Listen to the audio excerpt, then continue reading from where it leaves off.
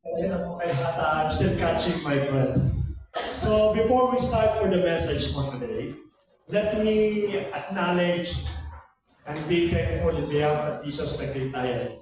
Ito pong ating mga maligiting na pastor na kasama po natin. Actually, marami po kapastoral ang AMS. But of course, alam po natin na every Friday they have their own worship service. But anyway, it's my personal appreciation that to be with this pastor sa ating pong celebrations. Let me call Pastor Edmond.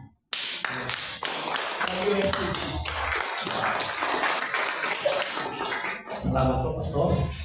Pastor Regina from DNA, Pahay Emmanuel. Ang muling asawa po ni Pastor Julius, na Petro ba? Si Pastor Fergie po ng Jesus the Lord. Jesus is Lord. Okay, and Pastor, ano yung bisita si Pastor JC? Kapatid ko. Ako na ako nakakasama natin si Glory magka-pastor. So, let me start my time. May pala.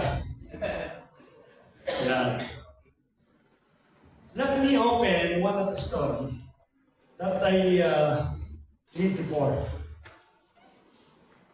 The title of the story is about a story of a mixed-up servant. Ano po, I don't know if maybe someone already heard or read the story of a mixed servant. Meron po isang servant whose name is Manny. No? Ang complete name po niya, Manny Idono.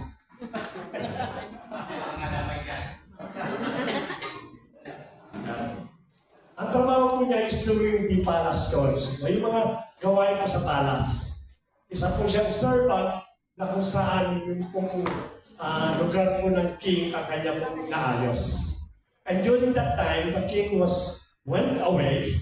So, ang instruction sa kanya is to keep and maintain the palace. Yung pong ginagawa po ni Kuya Manny. Kuya Manny doesn't have any problem in cleaning the palace. In fact, that is joy. Hindi yung kanyang joy. That is a achievement. No? Ipinagmamalaki po niya yun. But unfortunately, every time na naglilinis po ito, because sabi nga nila, the cat is away, the mouse is playing. So some other servant, which is included sa kanila po sa palace, they are enjoying and playing. Because wala yung pong hari, so ang ginagawa po ito, nag-enjoy po sila. At first po, itong si Kuya Manny, they don't mind at all. You keep on playing, you keep on celebrating, but I'll do my job. What is my job? Ito yung kanya pong ano. But unfortunately, as time goes on, nasilip po ni Kuya Manny yung pong ibang mga servant. And because of this, naisip niya, nasabi sa sarili niya, why should I do all these things? Samantala dapat pare-pareho na naman ako. Pare-pareho kami servant. Because of that thinking, lumalim po yun. Until sa time na nagkaroon po siya ng grudges o sama ng loob for the other servant. And he start complaining. And after complaining, also yung kanya pong trabaho na apektuhan na po ito.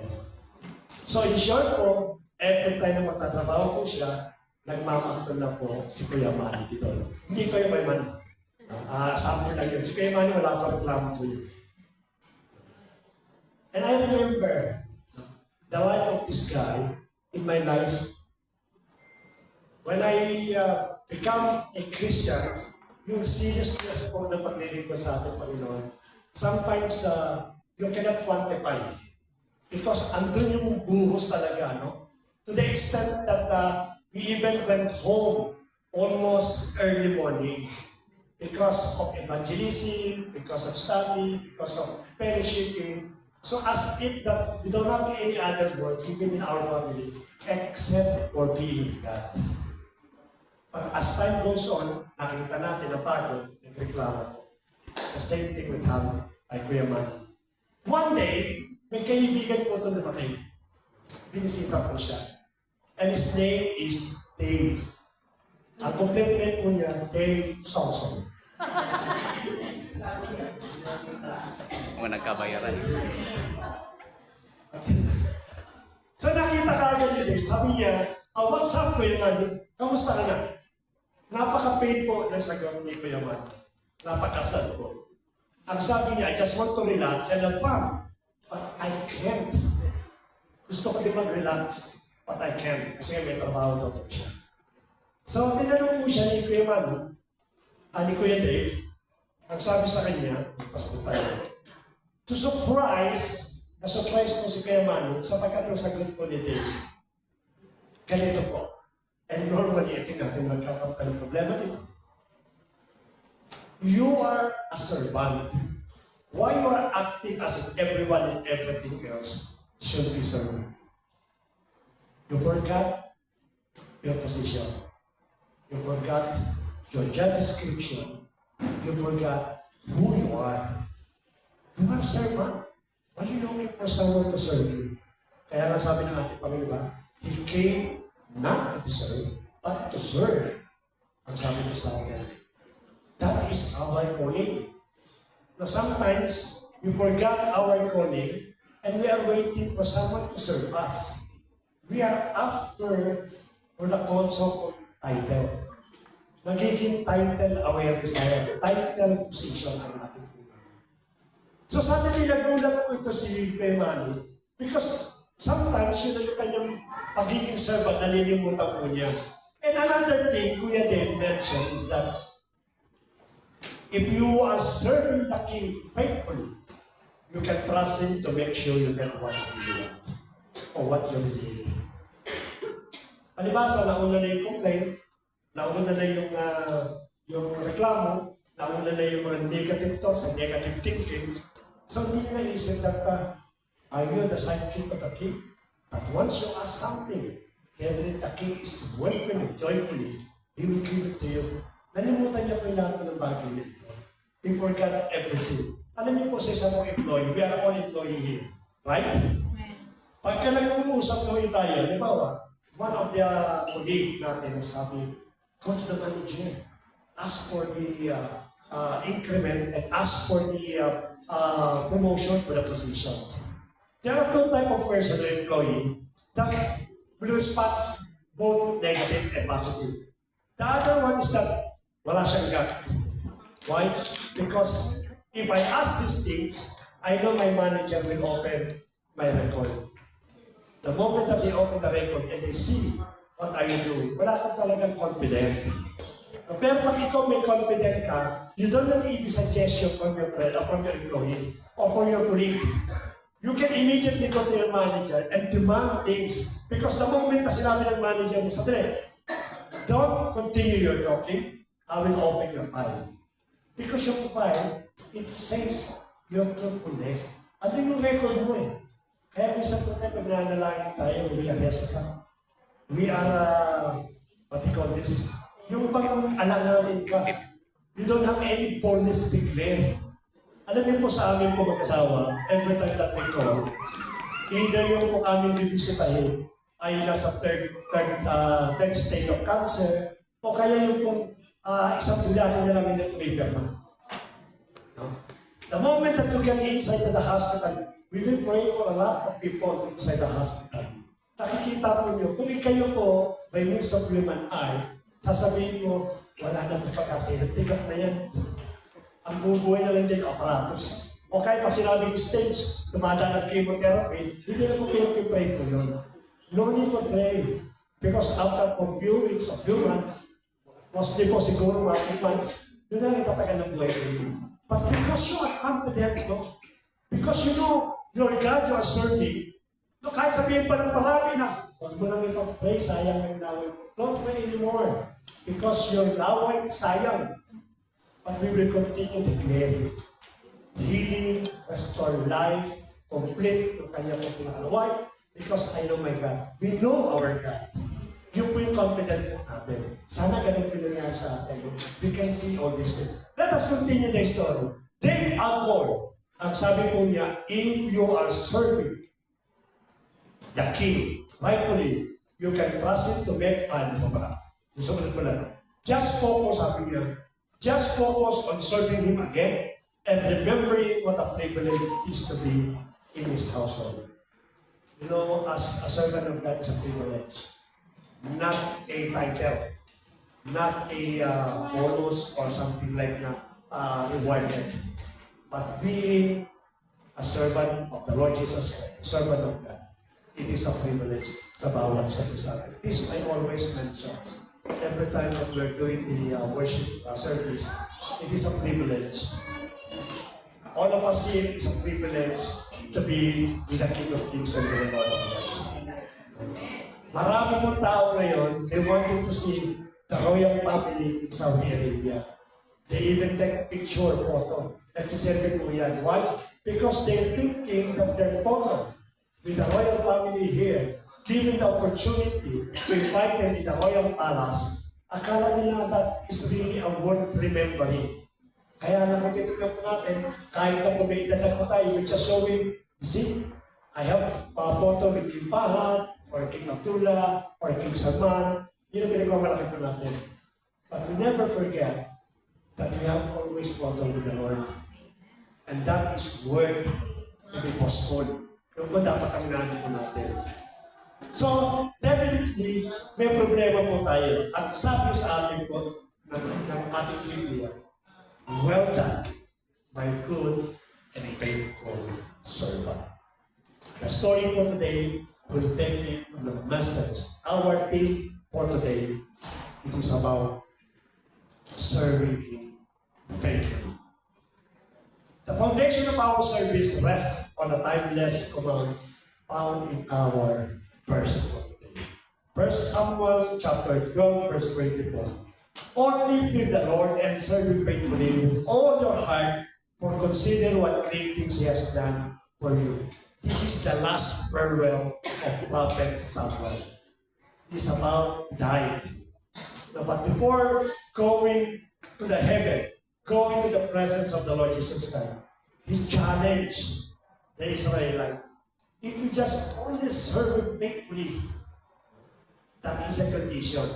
Yung sabi ko niya, you will experience the fullness of our God.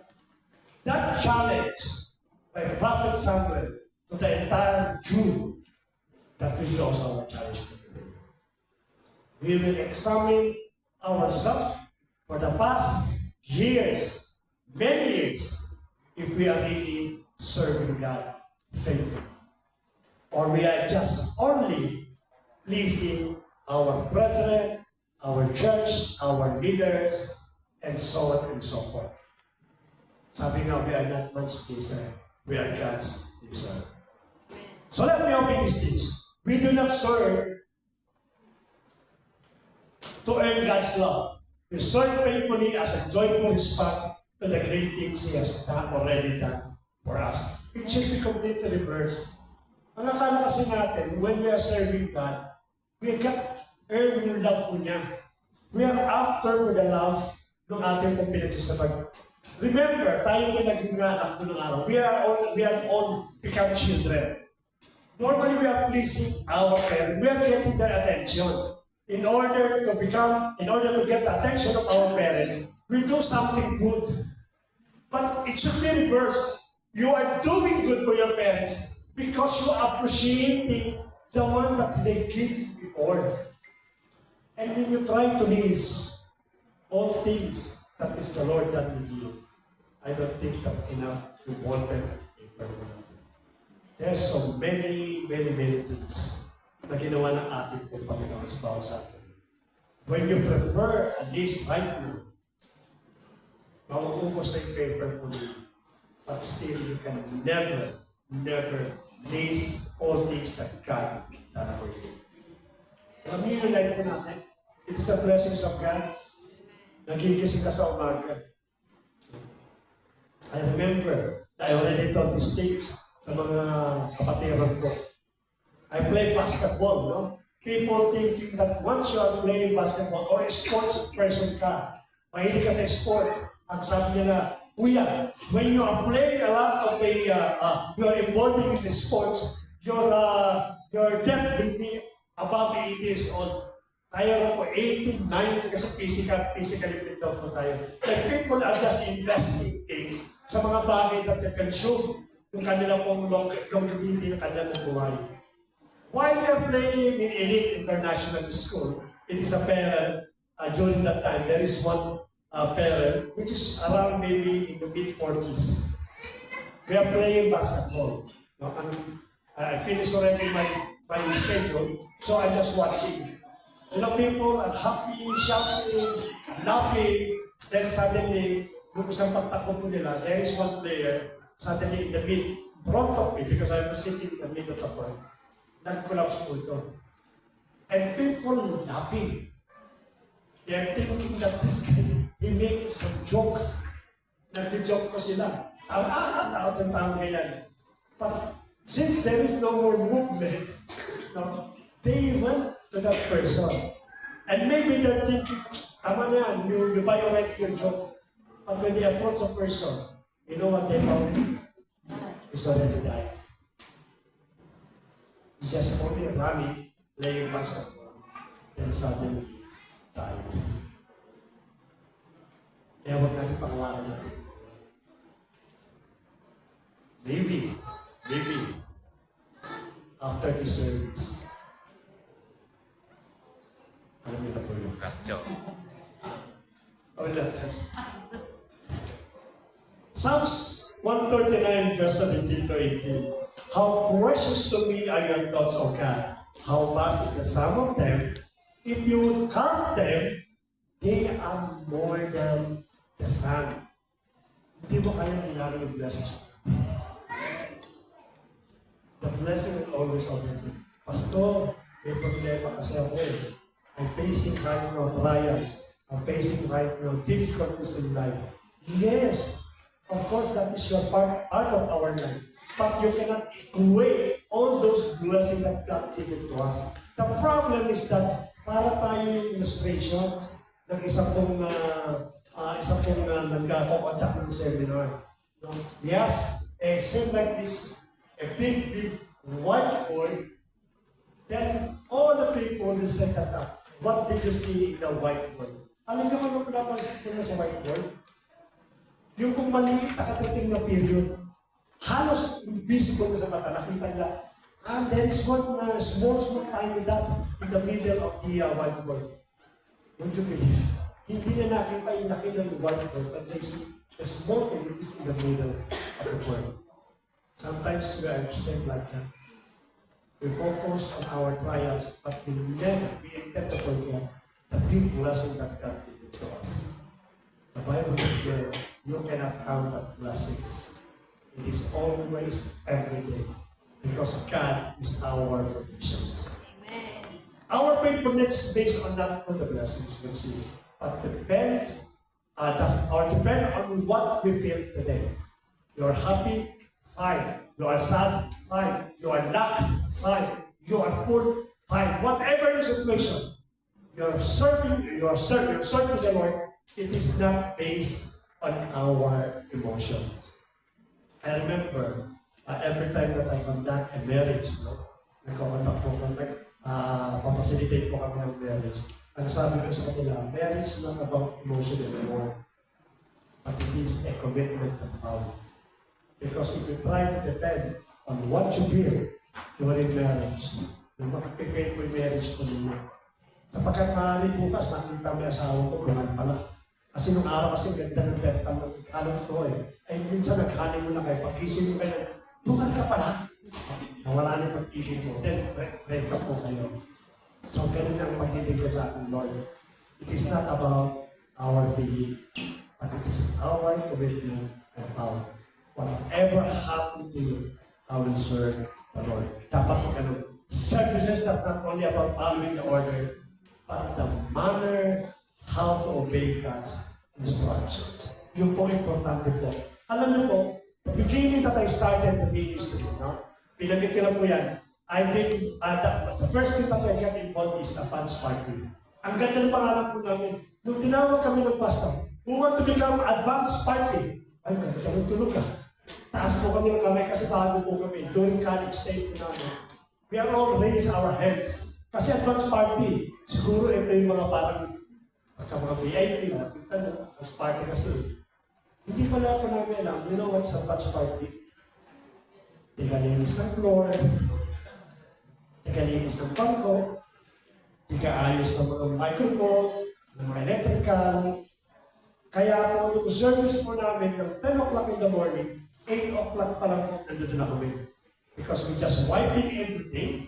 Then after nag-uwi, masaya-masaya na, God-bless sila. Sabi namin, kami po nag-iligpit pa rin po pala. Sabi namin, Pastor, ito po may advance party. Yan ang advance party, kapatid. Kung alam lang po na sa akin, may pinagtaas ng kapal. Yun po yung aking iniisipan. I'm not that kind of minister. Wala pa rin marin sa akin complain. Then the first love talaga na hindi mawala sa puso ko, alam na ba kapag-irap ko yun? Bilang transform minister. Sabi ng kapatid, Pastor, malayo-malayo po ako. Tingnan po ako sa kanta sa pinaka-Patiya. At yun po ako sa kanta sa papunta pong Kasim. Ano na yun? Lahat din. Hindi wadi-lata. Ano yung pasapert yung malapit sa piso na? Papunta na siya. Pamban. Pamban. Yung po, pagka nagka-traffic po kayo din, papunta po ng Pamban. Pagka Friday po, mga 1 hour lang po yan. Pero pagka traffic po, more than almost 2 hours po yan. Yung aming pong kapatid, no, na meron kami kapatid na ginanap po ng pastor. Si President Erti, kasi no, yung mahusay po magkapitero. Kumakatok po ng 1 o'clock in the morning yan sa bahay mo. Kasi yung namin po si Frederick Tika, no, kasi ginawa niya yung cabinet, ginawa niya ganyan-ganyan, eh kami po natutulog na kami. Kasi we are thinking that the brother will take yung aming pong kapatid dito. Kasi sila nag-rent ko sa kitchen, sila nag-rent sa party na. So kami po tutulog na. 1 o'clock in the morning, kumakatok po yun. Pastor, tulad po, akin po kapatid, magpapahatid po ako sa Tanban. Sabi ko, bakit? Ano nangyari po? Natulog niya mga pinagagawa ko niya. So nung habang nagtatapit po kami, sabi ko niya, iyang-iya po ako sa inyo. Bakit ka mahiya sa akin? Pag hindi ka nagpatid sa akin, wala akong blessing sa Lord. Kaya ikaw magpapala ako sa Panginoon. Kaya tawag ko rin. Yung mga kapatid po kami, sinabi niya, Pastor, malayo kami. Nagpas ka naman ng damang. Hindi pa po, Pastor, ito pa malayo yun. Malapit pa rin yan. You know, I love being transformed. Not because of the, many people, but I love being in the, even in abutin po kay madaling araw. Because that is my simple gesture in order to be careful with the Lord. Kaya natin na yung ginawa sa amin, Pastor, na binigyan kami ng little stock na wala kang bayad. Kahit 1 million na bayad eh. Binigay ko brand new. Ito yung pera ko, binigyan ng brand new. Because God knows my heart, our heart, sa pagkatransfer. And I remember, let me insert this thing. Kung araw ko, may pick po sa transport. You cannot allow to bring a woman driving along. Pinakala mo mag-asawa ka. I told that my pastor is the one who's cooking. So wala akong kasama. Alam niyo po, pipi dalawa na. Isang 2 years old at isang 3 years old. Hindi po yung isa. Talaga din. Alam po nyo na yan. Igising ko sila, wala sila complain. Because they know that when they're that, will get transport. So yan po wala po pusok like kuya, wala kang kasipin yung isa. Kasama po namin. What I'm trying to tell right now is this really really serving the Lord. Faithful. Physical nakakapagod, of course. But yung joy, yung nararamdaman mo, to complete everything, yun po nangyayari.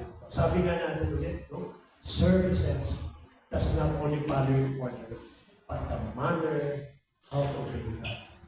That is the big question. Marami po kayong tinatransport kasi sa akin, but in your heart, you keep on complaining. In heaven, I'll be more better than you. Transport ng pamilya. Because I'm doing it. Alam niyo po, good service is about living by obligation, rules, and reward. People, they go to the company, they work hard, they even extended their time. For what purpose? For the salary. They are waiting every month for the salary. And I'm sorry po sa mga ATM. Ano na po ninyo meaning po ng ATM? Yung mga salary po after 3 months. Matagal po yan. But of course, these people are doing their best. Because what? It is driven by obligations. God doesn't want a good service. Ayaw ng Lord ng good service. Bakit po? Sinabi kasi ni Pastor. Gawin ko rin yung pala niya, gawin ko daw. Sabi ni Pastor, gawin ko rin yung program. Sabi ni Pastor, tama po, no? I really appreciate that you are following the order. But everything that we are doing here, we're doing it for the Lord. Yung pre-master po natin eh. Kaya kakasabi ko sa inyo, if you're doing everything with the Lord, hindi ka magpapagod. Yun ang pinakalam po natin dito. So God doesn't want a good service. So what we want to us? We want to us a heart service. However, heart service is driven by the love and compassion. It focuses on not just only completing the task, but God's service satisfies a requirement, a heart service minister. Yan ang pinagawa natin ngayon. Let us always work by means of our heart. Likewise, a good service does not depend on the end product, but how joyfully accomplish the task. Again, let me give you myself as an example and doing a Bible study. Alam niyo po ba, right now I'm preaching Bible. Now, I'm always honest to myself and honest to my congregations. When we talk about preaching school, it's difficult to prepare a message. It is not like pastoral and the other preacher that easy for them to prepare a message. But for me, I have struggled.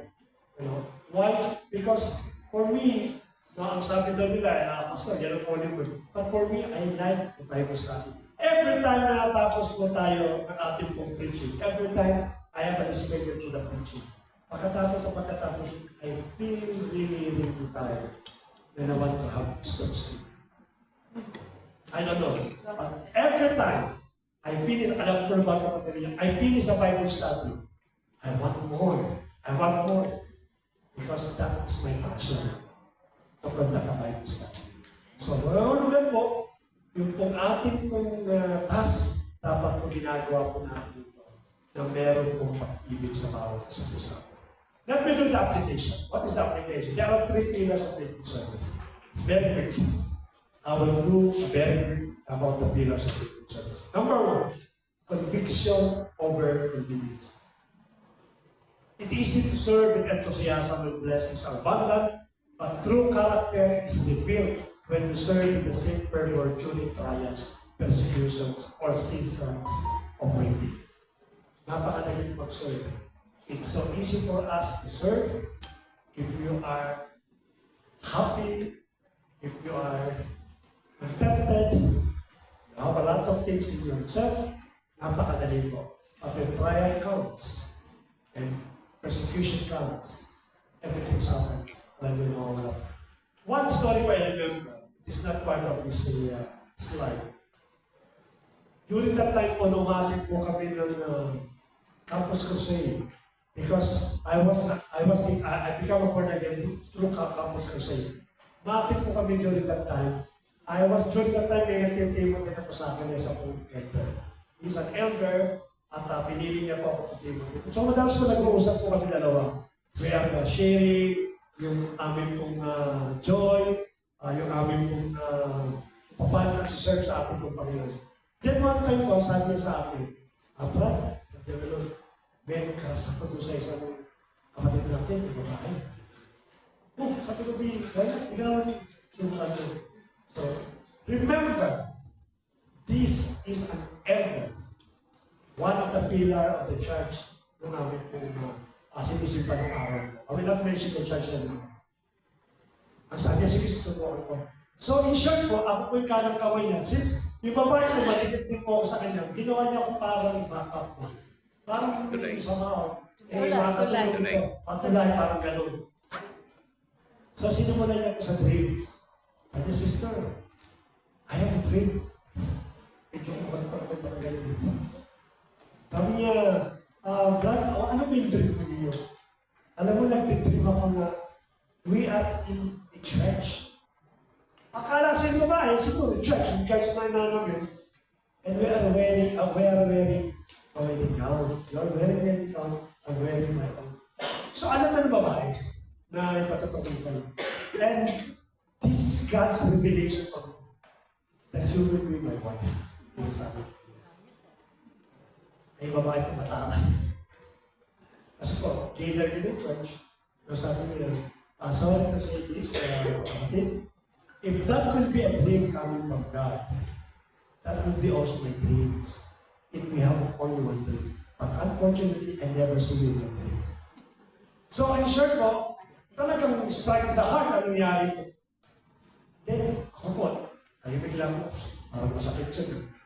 You know what happened? Hindi, ikaw yun ah. What happened? The elder went to his province and never come back to church. So what is the love? The problem. Yung convenient natin. Yung pinakalang kaysa true faithfulness means committing to God's service regardless of changing life circumstances. Kahit anong mabago sa buhay po natin, dapat patuloy tayo ng dito.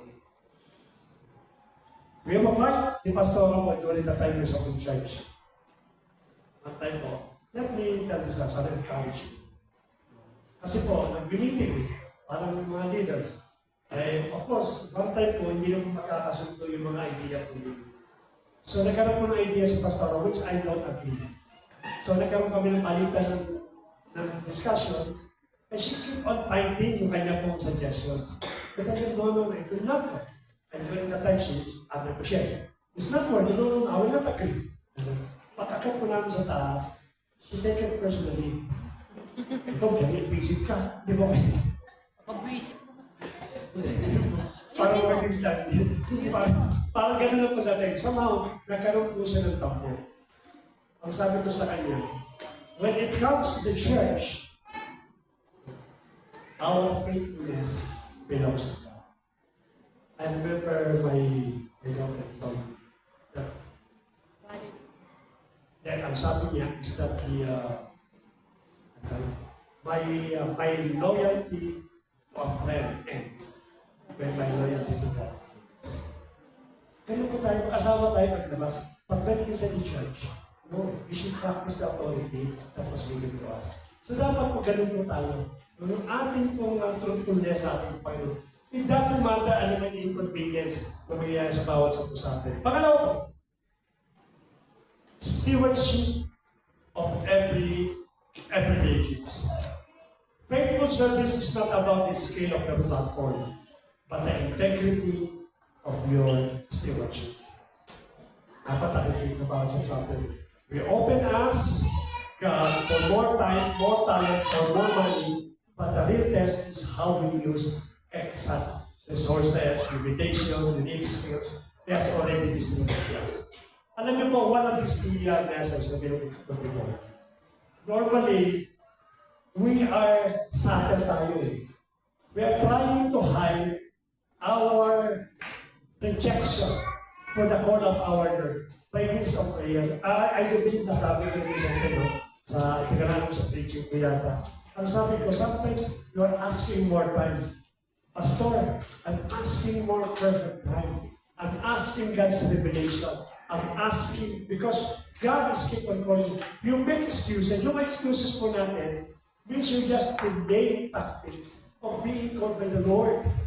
Dinidelay po natin yung tactic po natin. No, napakadami natin excuses, but reality is that we are trying to avoid responsibility. And that is the truth. And that is true of our pure reality. Ayaw natin ng responsible. Ayaw natin mabawasan yung time natin sa social media. Ayaw natin mabawasan yung pamamasyal natin, yung shopping natin. Kasi ano natin ito yan. The moment that we commit with the Lord, ano man yung mga bagay na hindi mo na sa kanya, katutin ito. Yung convenience po natin, ayaw po natin na sacrifice po ng ating mga friends. Yun ang pinakalit natin. But this time, ang sabi ko dito, kinakailangan mo ibigay yung lahat at appreciate yung gusto natin. And pangatlo po, humility and the heart motives. Jesus provides a definitive pattern of being a true servant. Natatandaan ko yung eksena mo doon sa Mark chapter 10. when the Lord Jesus Christ washed the feet of the servant. Alam niyo po, sa culture po ng Israel, normally po, ang ginagawa po ng may bahay, yung may-ari po ng bahay, binibigyan niya ng tubig. Kasi po, yung pong mga tao kasi ng araw during that time, at the mode of transportation is only by walking. At madalas po yan, either nakasandal o kaya nakayapak. But they don't have barefooted o they don't have sandals or sometimes there is a thin sandals po sila. So definitely because they are walking few kilometers, yung kanilang paa become dirty. Kaya pag pumapasok ko ng bahay po yan, ang ginagawa po niya, binibigyan sila ng tubig to wash their feet. Not kung may ari ng bahay to wash their feet. Sarili po ninyo ang mag-wash po niyo. But during that time, the Lord Jesus Christ took the water and started washing the feet of your servant. Culture po yan, hindi po yan ginagawa. Pag sabihin niyo, Pastor, pwede pa kunin natin yung gasa mo pa. Hindi pa gano'n. Yung sinasabi po lang natin dito, it is really a complete presentation to how the Lord Jesus Christ humble himself and to become a servant ng ating mga tao ito. Sabi nga nila, Master, you don't do this. You don't serve to wash by our Master. At sabi niya, let me do these things as an example for you that you become, that you really a servant. Kaya pinakalaman naman. Kaya humility and the heart motives. We must constantly monitor our motives, ensuring that the servant of the Lord Christ, rather than personal recognitions or validations, continues to be ating pong service. God is calling us to become a faithful servant. The question is, how long we've been serving God, and how long we've been truthful in serving the Lord Jesus Christ. It is not me who will level your service sa ating Panginoon, but it is the Lord who will level everything. How many minutes pa rin? 10 minutes. Let me conclude these things. Right? Anyway, let me conclude these things. Let me challenge for these things. A call to actions. Ano po yung call to action po? As I said before, my personal testimony, it is the same of the Spirit. We are called to be to serve faithfully, sabi ko pa rin. But one time po, I was not again in this word. The only thing, sabi ko before, the only thing that made me lose time, yung aking pagnininaya, those years that when the word called me back and turned away from the Lord Jesus Christ. Be a reminder to all of us, and this is the reason why a call to actions. The Bible never make any mistake. When the Bible warns us that the moment you turn away with the Lord Jesus Christ, you become more terrible than before. Kasi po nung araw ko, pagkamat hindi na kakilala sa ating Panginoon, when I'm still not accepting the Lord Jesus Christ, I have a lot of vices. But never po akong nag-humiliate to God. Because I cannot humiliate any person because I'm thinking that I'm not about them. And during the time when I depart from the presence of our Lord Jesus Christ, a lot of leaders, a lot of deacons, elders, they keep on coming to my house just to follow me to the Father.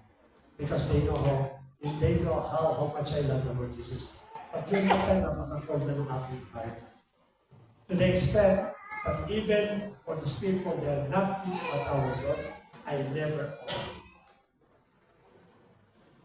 So because of the continuous follow-up, and they keep on reporting to the head pastor. The head pastor, I'm very close with the head pastor. Because when I accepted the Lord Jesus, I told him that you are like my father. So he told me, no, I know Brother Bernard.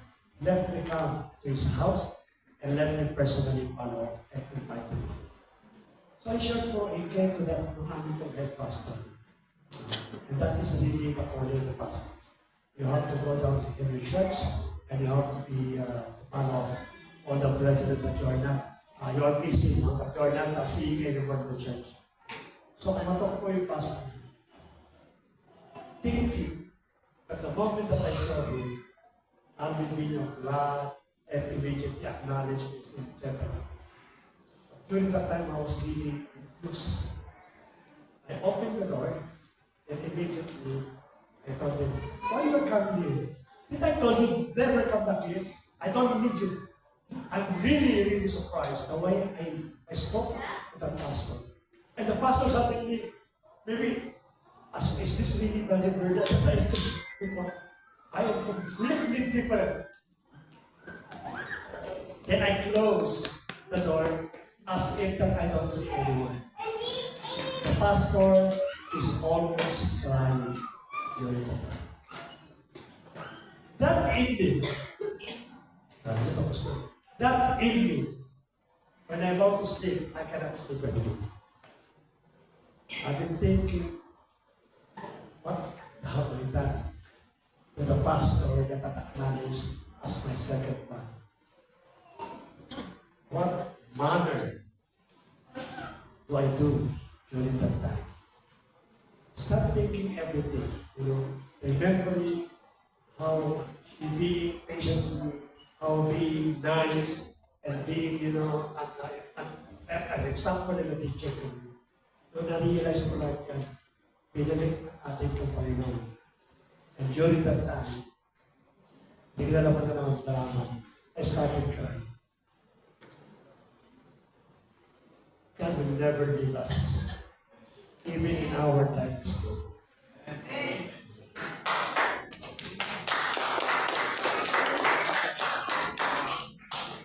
And that day, at the afternoon, I went to the church and I asked for apologize. Salamat.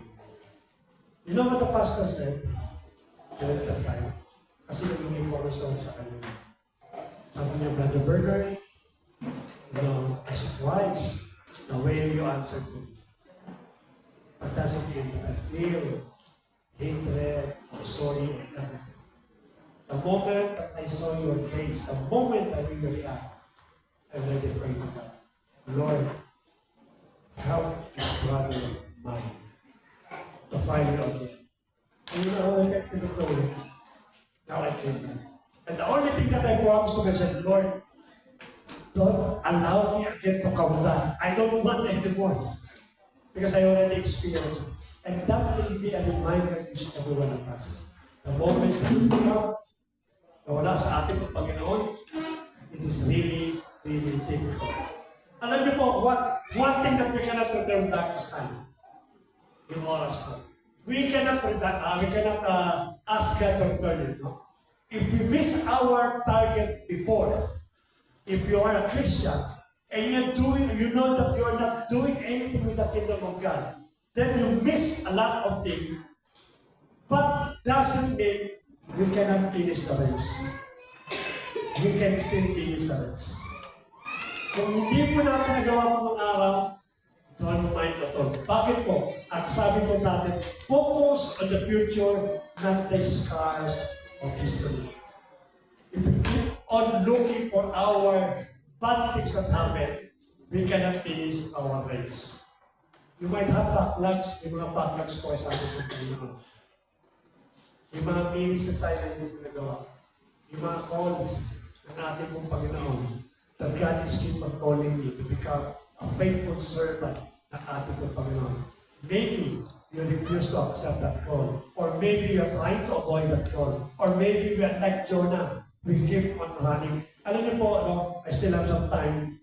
I ran for so many times calling by the Lord Jesus Christ. Alam niyo po, ginawa sa akin ng kaaway, they keep on putting in my mind na ang ministry ko po talaga is reconciliation and peace. Yun po talaga yun. Every churches in Saudi Arabia, that every time that we join, there is problem. There is some division, there is some conflict, there's about to divide, it's about to magkaroon po ng problema. So we will do our best to fix that problem. Kaya ang sabi ko sa isipan ko noon, tinawag ko pala ako, something like, ito pa yung minister namin, to fix any churches that is really going to divide. Yung po tinin sa akin ng Lord, every time nililipat ko kami yung pinakanukulong. The last church that we attended, together with other brethren here, I asked again God, Lord, ano naman church ang gusto mo i-fix ko namin? Ilang sabi ko. Because we done already our part in this church, we are now moving to another church. Anong church na naman ang gusto mo na namin i-fix? Then one time, now while we were thinking these things, we have our sister from Malaysia. She told me, Pastor, maybe your goal is not to fix a church problem. Maybe you're going to become a head of church. Then suddenly, I stopped. And I realized, oh God, are you calling me to become the head pastor? And during that time, we could complain. Lord, give me a sign that you call me to become the head pastor. And not just a supporting actor. Kasi po, yung responsibility of thinking, I cannot take that responsibility. It's very, very hard to take the responsibility of the pastor. Then confirm. Na-confirm po by means of our brethren. And I really, really appreciate it because he gave me a church which is really, for me, one of the best na natin. Not because I am the head pastor, but I can guarantee and I can witness that all these brethren that we need, it is really helping me a lot and really giving them ministry. Kaya yung ating topic po na faithful in service, nakita ko po sa bawat kapatiran ko. Do we like to all the glory sa ating po, Panginoon. God specializes in second chances and fresh beginning. Again, I will repeat it again. God specializes in second chances and fresh beginnings. If you fail before and you fail again, God is giving you another chance. Because yung fresh beginning po, siya po ang pinaka-master to you. At ang sabi mo sa Psalm chapter 95 verse 8, hindi po yan. Do not harden your heart. The moment that God is talking to you right now, to serve Him faithfully, do not harden your heart. Immediately turn to Him. I can guarantee that only the best profession, I already mentioned this thing, but let me mention it again. The best professions that we can have in this world, it is not an engineer. It is not a doctor. It is not an accountant or CPA. It is not an architect. It is not a businessman. The best profession that you will have does not require a degree in the school is to become ambassador of the Lord Jesus Christ. Wala ka talaga if you become the ambassador of the Lord Jesus Christ. Because God is the one that will provide everything. And lastly po, it is a challenge for everyone. I already mentioned that God specializes in second chances and fresh beginning. But let me say this warning to all of us. Of course, kung meron pong challenge, meron pong warning. Ano po yung warning niya? While God's possibilities are endless, our mortal journey is limited. Hindi habang buhay ang buhay. Hindi habang buhay, meron kang diningan. One of these days, bubuhay po natin. And we don't want anyone to be surprised. I remember po yung isa pong parable of the rich man, wherein ang sabi niya, I have a good harvest for today. Ang sabi po ng mayaman. So, when it's about to put everything sa kanyang barn, he found out that the barn is not enough to accommodate yung kanyang harvest.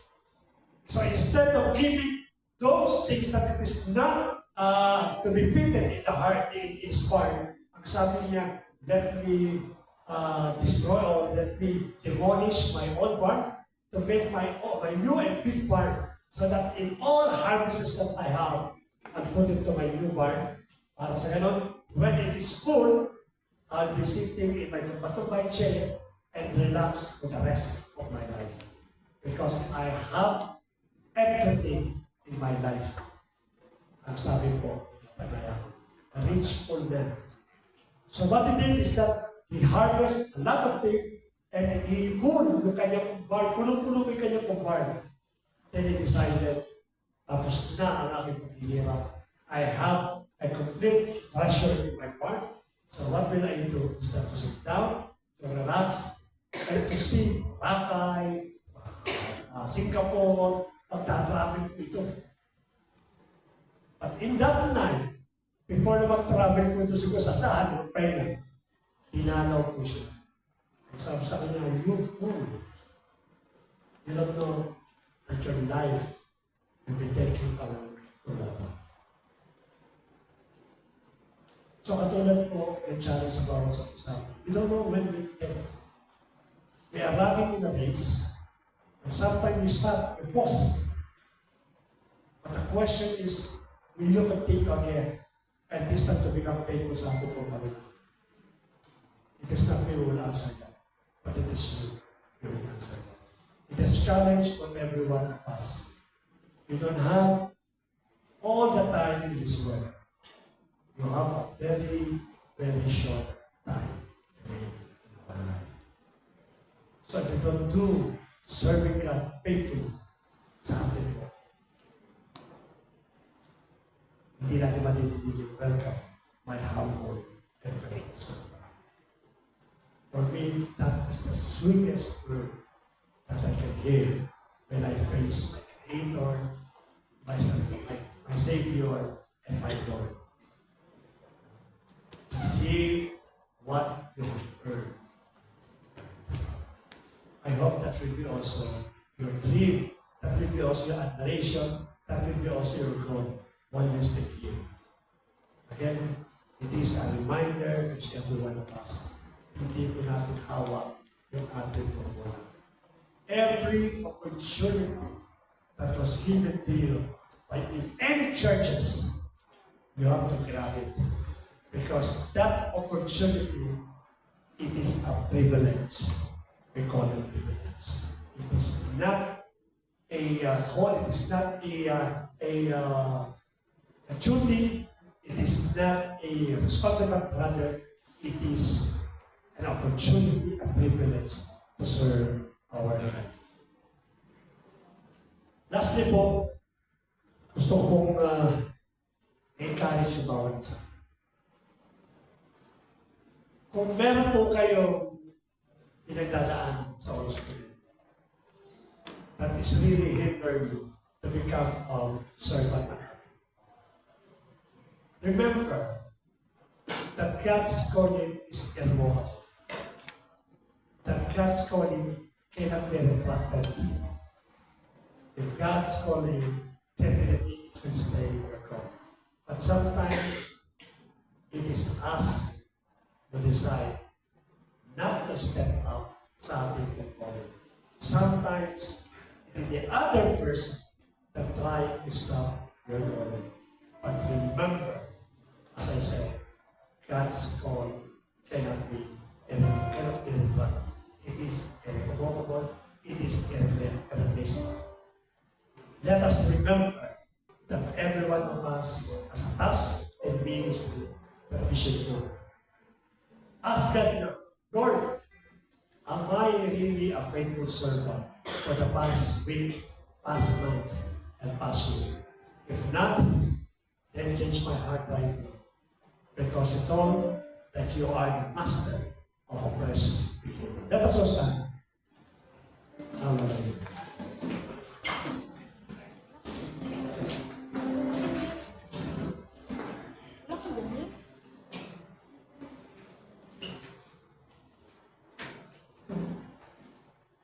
Hallelujah. Father God in heaven, as we heard this challenge in front of us,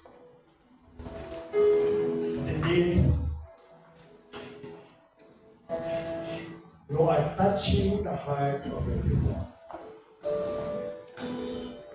Lord, I pray the seriousness that you give it to us is the same seriousness that you impart to our faith.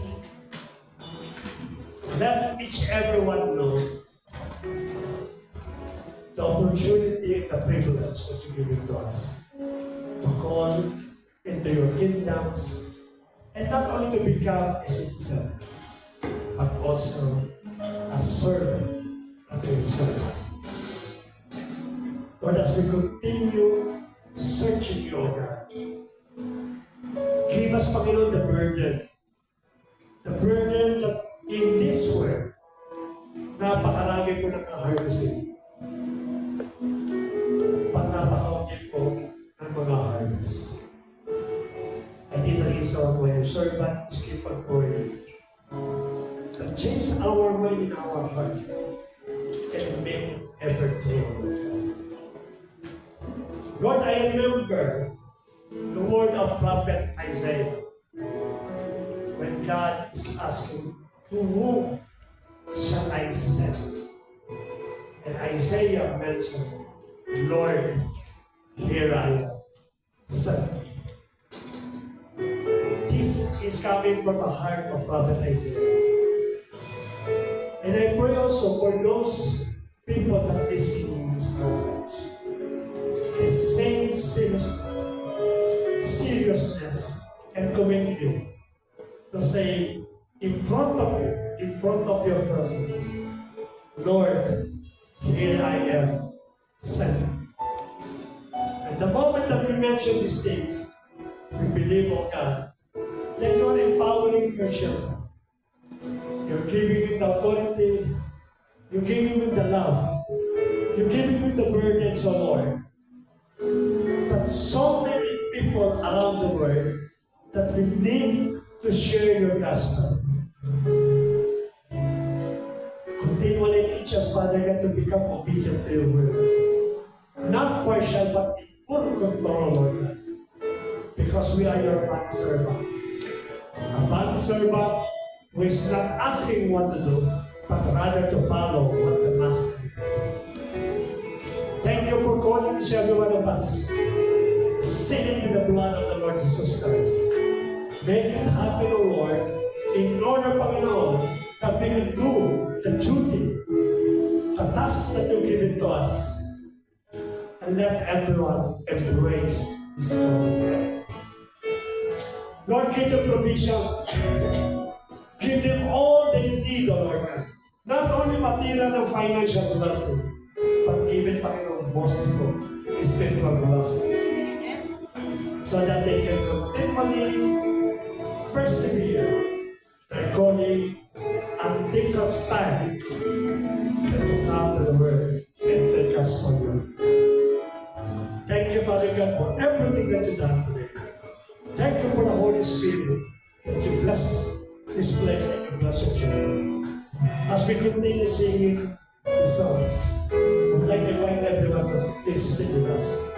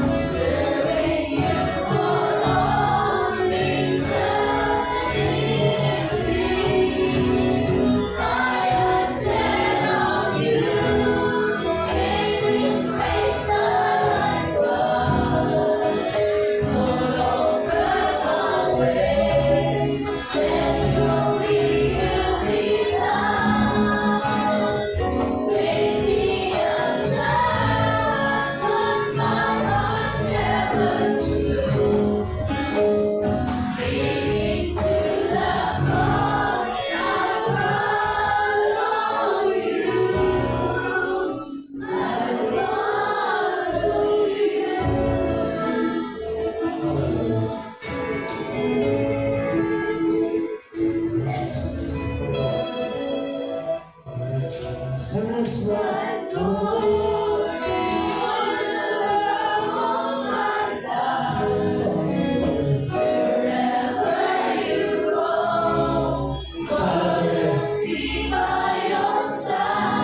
Until the presence of God in your life. Yes. Claiming that you, Jesus is making you a servant today.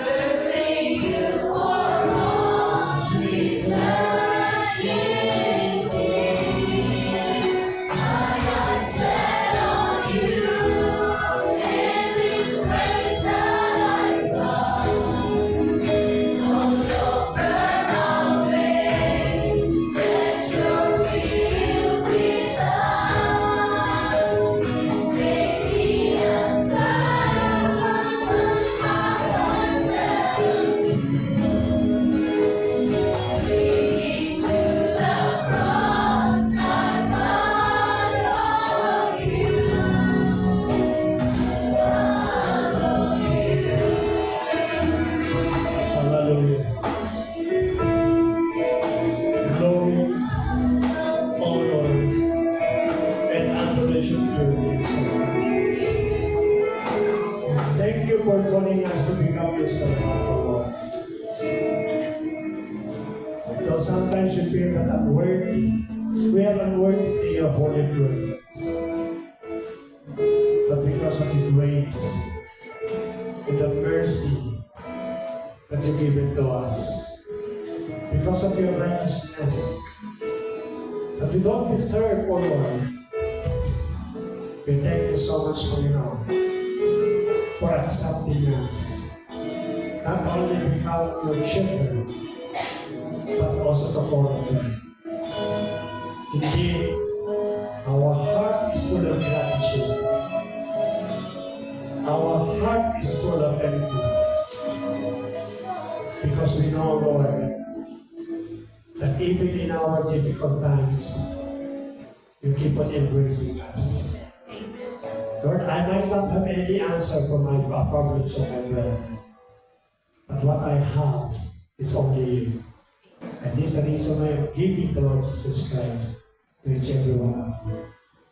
Embrace Him, trust Him, give your life to Him, because Jesus Himself said, I will never leave you, nor forsake you. He will always be with you, now and forever. Hallelujah.